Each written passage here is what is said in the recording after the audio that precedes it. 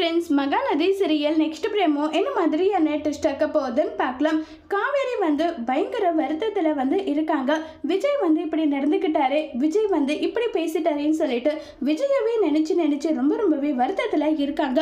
அப்போ நம்ம காவேரி கிட்ட தாத்தா இங்க பார், நீ அவனை சந்தேகப்படாதமா காவேரி, அவன் உனக்காக இருக்கிறவன், உனக்காக மட்டும்தான் இருக்கான் அப்படின்னு எல்லாம் சொல்லிக்கிட்டு இருக்காங்க.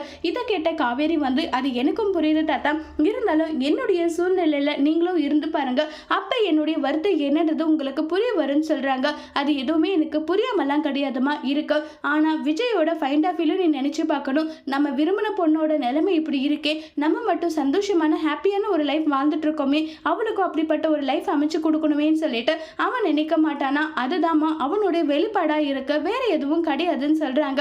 அது எனக்கும் புரியுது தாத்தா, புரியாமலாம் இல்லை, இருந்தாலும் மனசுக்கு ஒரு மாதிரி இருக்கு. என்னால அதை எப்படி சொல்றதுன்னு தெரியல. உன் இடத்துல இருந்து பார்க்கறது கஷ்டன்றது எனக்கு புரியுது.